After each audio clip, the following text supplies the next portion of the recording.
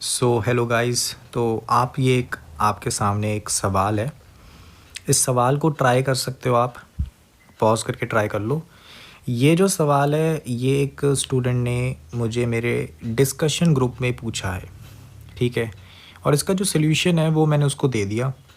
But जब solution उसको दिया मैंने, तो मुझे रियलाइज़ हुआ कि जो सॉल्यूशन है वो थोड़ा-सा ऐसा था कि मतलब मैं आपको बस इतना एक्सप्लेन कर सकता हूँ सॉल्यूशन का कि वो जो सॉल्यूशन है वो पैटर्न देख के हो रहा है, ठीक है। मतलब जैसे ये वाली जो सीरीज़ है ना, इसको मैंने थोड़ा-सा एनालाइज़ करने की कोशिश करी इसके बेसिक से। फिर इसको थोड़ा-सा मैनिपुलेट वगैरह करके, डिवाइड वगैरह करके, एक्स को रूट वाई डाल के, ऐसा कुछ करके मैंने आंसर निकाला। बट जब मैंने वो सॉल्यूशन उसको भेजा तो मुझे ऐसा रियलाइज़ हुआ कि थोड़ा कि जो सॉल्यूशन मैंने उसको भेजा है वो ऐसे सोचना थोड़ा मुश्किल है, ठीक है। तो कुछ ऐसा सॉल्यूशन मैं डिस्कस करूं, ठीक है, कि ऐसे टाइप के जो सवाल हैं उनमें तुम्हें थोड़ा सा हिंट मिले, स्टार्टिंग पॉइंट मिले कि कैसे सॉल्व करना है, ठीक है। क्योंकि वो मैनिपुलेशन हर कोई नहीं कर पाता, ठीक है। मतलब फ्रैंकली स्पीकिंग, मतलब मैं वैसे भी जिसे कहते हैं ना कि मैनिपुलेशन हर वक्त नहीं हो पाती, ठीक है। जिस दिन आपका दिमाग चल गया आप कर लोगे मैनिपुलेशन, जिस दिन नहीं चला तो फिर नहीं कर पाओगे, है ना। तो देखो भाई, यहाँ पर अब हम समझने वाले हैं कि इसको हम थोड़ा सा एक हिंट लेके इस सवाल से कैसे प्रोसीड कर सकते हैं, ठीक है। क्लियर है। तो देखो भाई, इसका सॉल्यूशन मैं स्टार्ट करता हूँ। देखो ये जो है ना सवाल, इसको तुम अगर थोड़ा सा ना लिखने की कोशिश करो, ठीक है। तो ये है क्या, बेसिकली ये 6nc, यहाँ पे k की वैल्यू 1 डालोगे तो यहाँ पर क्या बन जाएगा 1 माइनस 3 की पावर 1, ठीक है, प्लस यहाँ पर बनेगा 6nc, यहाँ पर अब क्या बनेगा 3 माइनस 3 की पावर 2। क्लियर है।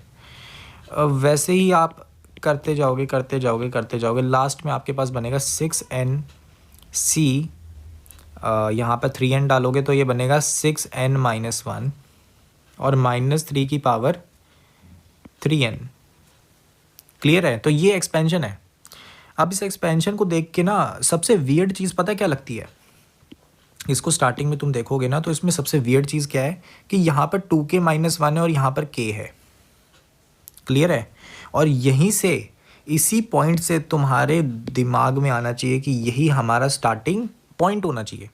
समझ रहे हो कि यार ये दोनों चीज़ें अलग हैं, इनको मुझे सेम बनाना चाहिए, है ना बात।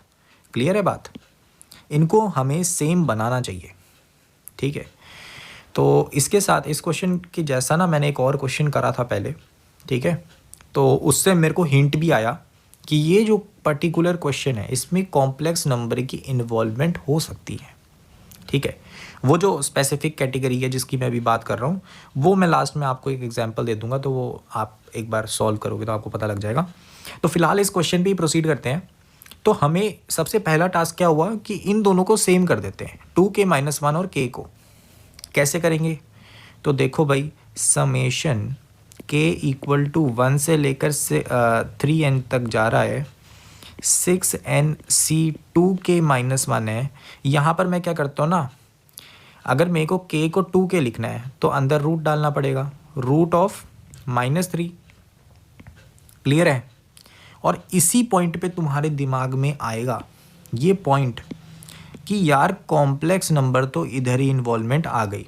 लेकिन मैंने पहले कैसे जज किया, समझ रहे हो कि मैंने आपको बोला ना कि मैंने सवाल को देख के जज कर लिया था ये कॉम्प्लेक्स नंबर के अराउंड घूम सकता है, पॉसिबिलिटी है, लेकिन वो मुझे पता कैसे चला, ठीक है। तो उसके लिए अब हम बात करते हैं एक क्वेश्चन की जो कि काफ़ी फेमस है, ठीक है। तो मैं इसको रेड पेन से यहाँ पर लिख देता हूँ। लेट्स से एक एग्जांपल है कि समेशन, ठीक है।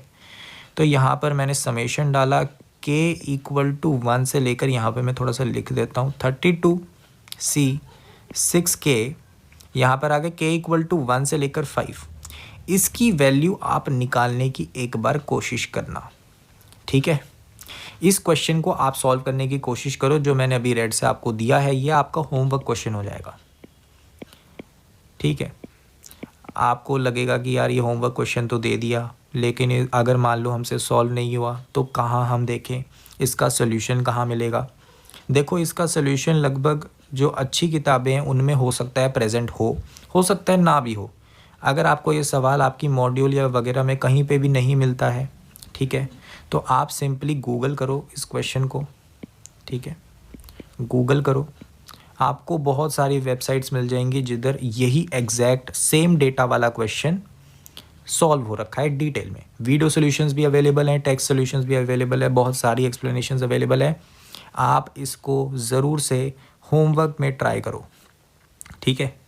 और इस क्वेश्चन की खास बात देखो, यहीं से मुझे हिंट मिला। एक्चुअली अब तुम्हें पता लग गया होगा कि ये जो होमवर्क वाला क्वेश्चन है इसमें कॉम्प्लेक्स नंबर की इन्वॉल्वमेंट है, इतना हिंट मिल गया। लेकिन यहाँ पर तुम देखोगे कि यार ये 6K कर क्या रहा है, ये 6K कर रहा है कि जंप्स क्रिएट कर रहा है, ठीक है, जंप्स क्रिएट कर रहा है, वो भी क्वांटिटी 6 की, ठीक है। तो इस पर्टिकुलर सवाल में जिधर जंप्स अवेलेबल होते हैं उनमें मोस्टली कॉम्प्लेक्स नंबर का एंगल आ ही जाता है, ठीक है, क्योंकि कॉम्प्लेक्स नंबर जंप्स वाली क्वेश्चंस को बहुत ही आराम से हैंडल कर देते हैं। और ऐसा कैसे कर देते हैं वो तो तुम्हारा होमवर्क है, बिल्कुल। तो इसको ज़रूर से एक बार चेक करना, थोड़ा सा एक तुम्हें क्लैरिटी मिलेगी कि ऐसे प्रकार के क्वेश्चन को कैसे कर सकते हैं। अब देखो इस सवाल में भी देखो 2K-1 था, तो इसमें भी एक जंप है ना, जंप तो है। तो मुझे पता लग गया था कि ये जंप लगा रहा है, ठीक है, हो सकता है, ठीक है, मैं क्लैरिटी से नहीं कह रहा कि भाई होएगा ही होएगा, मैं बोल रहा हूँ हो सकता है कि कॉम्प्लेक्स नंबर का एंगल कहीं ना कहीं से निकल जाए। क्लियर है? तो ये होमवर्क क्वेश्चन ज़रूर ट्राई कर लेना। हम अपने इसी क्वेश्चन को प्रोसीड करते हैं। देखो ये रूट ऑफ -3 बन गया। क्लियर है? अब देखो यहाँ पर 2K-1 है, तो यहाँ पे -1 करना पड़ेगा ना, तो -1 यहाँ हो गया, ठीक है। और फिर क्या होगा, फिर मैं कहूँगा कि भाई रूट ऑफ -3 यहाँ पर मल्टीप्लाई भी करना पड़ेगा। क्लियर है? अगर मैंने -1 ऊपर लिख दिया इसका मतलब वो डिवाइड में था, है ना, तो यहाँ पे मल्टीप्लाई भी करना पड़ेगा। तो ये बन गई अपने पास पूरी चीज़। अब इसी चीज़ को हमें फर्दर प्रोसीड करना है। क्लियर है? इसी चीज़ को फर्दर प्रोसीड करना है। यहाँ पर अब तुम्हारे दिमाग में पता है क्या चीज़ आनी चाहिए, तुम्हारे दिमाग में चीज़ आनी चाहिए कि यार ये जो है ना, ये जो समेशन बना है ये वाला, ये समेशन पता है कैसा जैसा है, इसको कंपेयर करो, इसको कंपेयर करो तुम्हारे स्टैंडर्ड समेशन से कि k = 1 से n तक जा रहा है, NCR है और x टाइम्स x की पावर r है। क्लियर है? बिल्कुल ऐसी सी रिप्रेजेंटेशन है ना इधर, सही बात है कि नहीं? तो बिल्कुल क्लियरली तुम्हारे पास यहाँ पे आर आना है, ठीक है, तो बिल्कुल क्लियरली तुम्हारे पास आ जाता है कि यार ये जो है ना, ठीक है, यहाँ पर एक दिक्कत है, समझ रहे हो, कि ये वाला जो मैंने एक्सपेंशन लिखा है तो 1 + x की पावर n का है, लेकिन यहाँ पर तो तुम देखोगे k = 1 से 3n जा रहा है, और यहाँ पे ये जो 2K-1 है ये एक्चुअली ऑड सीक्वेंस को रिप्रेजेंट कर रहा है। एंड तुमने थोड़ा बहुत बाइनोमियल अगर पता हो तो तुम्हें पता होगा कि 1 + x की पावर n -1 - x की पावर n जो होता है डिवाइडेड बाय 2, यही ऑड सीक्वेंस देता है। ठीक है, अगर आपको ये चीज़ याद आ गई हो तो बहुत ही बढ़िया बात हो गई। अब ये क्वेश्चन सॉल्व हो गया। तो यहाँ पर हम देख पा रहे हैं कि बाहर तो हमारे पास √3 आयोटा है, ठीक है, क्योंकि वो -1 को मैंने एडजस्ट कर दिया। समेशन k = 1 से लेकर 3n तक था। एंड यहाँ पर अब मैं क्या कर रहा हूँ कि भाई ये ऑड सीक्वेंस वाला है ना फॉर्मूला, इसको लगा देता हूँ। ठीक है, तो ये आएगा कि भाई 1 + x की पावर, अब यहाँ पर x क्या था, x तो हमारा यहाँ पर क्या था, √−3 मतलब 3 आयोटा। क्लियर है? तो यहाँ पर मैं पुट करता हूँ 3 आयोटा की पावर n। अब यहाँ पर n क्या था, समझो बात को, यहाँ पर n 6n था। क्लियर है बात? यहाँ पर n 6n था, तो यहाँ पर हमारे पास आ गया -1 - 3 आयोटा की power 6n divided by 2। Clear है? तो ये हमारे पास आ जाता है हमारा आंसर। अब देखो जैसे ही हमने ये सब कुछ पुट तो कर दिया, देखो यहाँ पर √3 आना, एक गलती हो गई, √3 आना है। यहाँ पर सब कुछ पुट तो कर दिया, अब तुम्हें थोड़ा सा ना दिमाग लगाना है, ठीक है।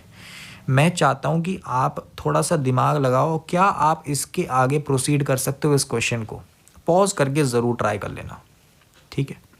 ब्रैकेट्स बना देता हूँ ताकि कोई डाउट ना रहे। देखो यहाँ पर अब हमें इसको फर्दर अगर सॉल्व करना है तो मेरे दिमाग में तो एक चीज़ आ रही है, क्योंकि बहुत ज़्यादा प्रैक्टिस करी हुई थी कॉम्प्लेक्स नंबर की, तो cube root of unity, cube root of unity मेरे दिमाग में आ गया कि यार जो -1/2 -√3 आयोटा/2 होता है, ये तो मेरा ओमेगा स्क्वायर होता है ना। और जो मेरा -1/2 + √3 आयोटा/2 होता है, ये तो मेरा ओमेगा होता है। ये तो मैंने याद कर रखे थे, है ना, पेपर के लिए याद करने थे ये तो जैसे ही मैंने याद कर रखे थे, ये दोनों ही मुझे यहाँ पर दिख गए। कहाँ पर दिख गए? यहाँ पर दिख गए। देखो जब भी ओमेगा दिख जाए तो फिर डरने की बात नहीं होती, सीधा उसको डालने की कोशिश करो, कुछ ना कुछ सिंप्लीफाई हो ही जाता है। तो यहाँ पर मेरे को सिंपली बात पता लगी कि 1 + √3 आयोटा को की पावर इवन है ना, बेसिकली इसकी पावर 6n है। तो इसको मैं लिख सकता हूँ कि ये -1 - √3 आयोटा है की पावर 6n है, और इसको मैं लिख सकता हूँ कि ये 2 टाइम्स ओमेगा स्क्वायर की पावर 6n है। क्लियर है? यहाँ से देखो ना, इसको देखो, क्लियर है? तो यहाँ से ये निकल गया। अब मैं वैसे ही ब्लू पेन से आपको दिखा देता हूँ दूसरा कि भाई 1 - √3 आयोटा की पावर 6n है।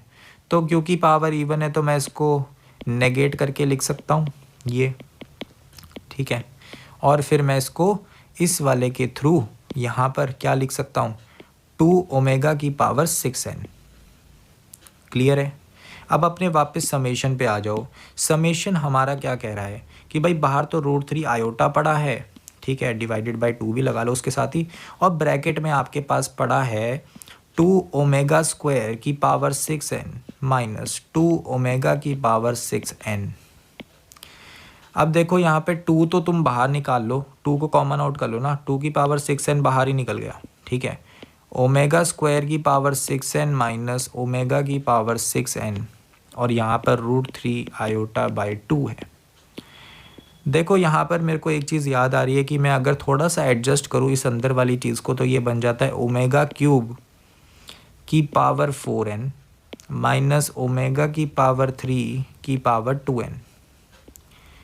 कोई डाउट नहीं होना चाहिए, ठीक है। तो ये बेसिक सी मैनिपुलेशन जब इस ब्रैकेट के अंदर मैंने कर दी, अब मुझे याद आ रहा है कि भाई जो ओमेगा क्यूब होता है वो तो मेरा 1 होता है ना। तो बस डाल दो, तो ये जो ब्रैकेट वाली चीज़ है ये मेरे पास बन गई 1 - 1, ठीक है, /2। और यहाँ पर आप देख सकते हो हमारा आंसर क्या आ गया, 0। तो इस क्वेश्चन का जो आंसर है वो हमारा 0 हो जाता है, and that's the correct answer.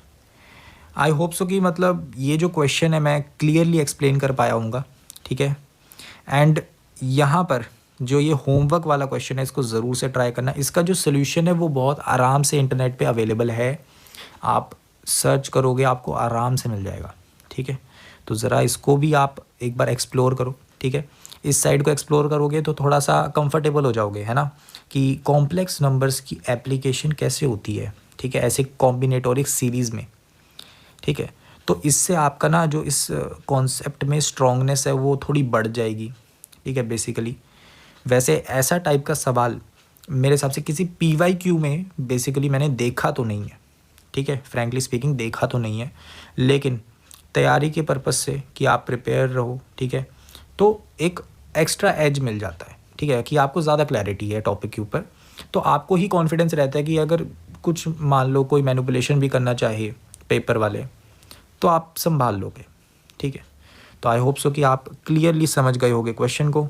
इसका करेक्ट आंसर 0 था। होमवर्क क्वेश्चन को मत भूलना। मिलते हैं एक और